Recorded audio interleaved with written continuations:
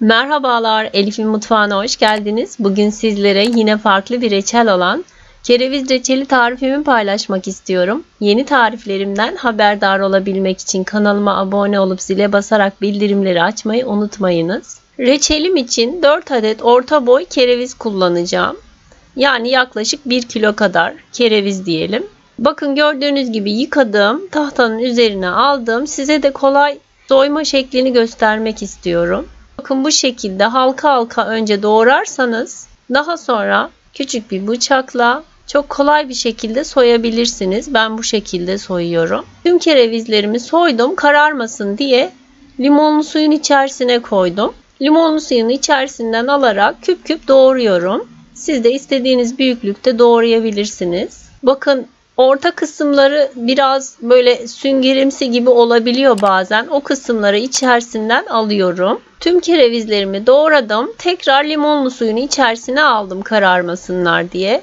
Bu sırada reçelin şerbetini hazırlıyorum. Bir tencerenin içerisine 3 su bardağı şeker ve 1,5 su bardağı taze sıkılmış portakal suyunu ekliyorum.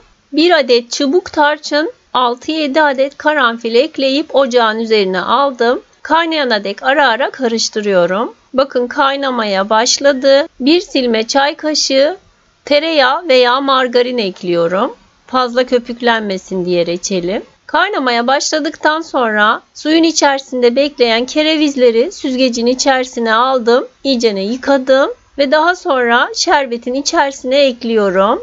Kaynayana dek harlı ateşte tutuyorum. Kaynadıktan sonra kısık ateşte reçelimi pişmeye bırakıyorum. Tabi ara ara karıştırarak pişiriyorum reçelimi. Yaklaşık 45 dakikadır kısık ateşte pişen reçelin içerisine yarım adet taze sıkılmış limon suyu ekliyorum. 1 silme çay kaşığı limon tuzu ekliyorum. Tekrar karıştırıyorum. Kısık ateşte pişirmeye devam ediyorum. Bir tabağın içerisine bir miktar suyundan alıyorum, soğutuyorum kıvamına bakmak için.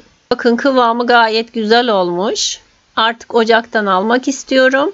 Ancak ocaktan almadan önce üzerinde oluşan köpükleri almak istiyorum. Yaklaşık 1-2 dakika kadar ocağı harlı ateşe getiriyorum. Harlı ateşte köpükler yüzeye doğru çıkıyor. Kolaylıkla üzerindeki köpükleri alıyorum.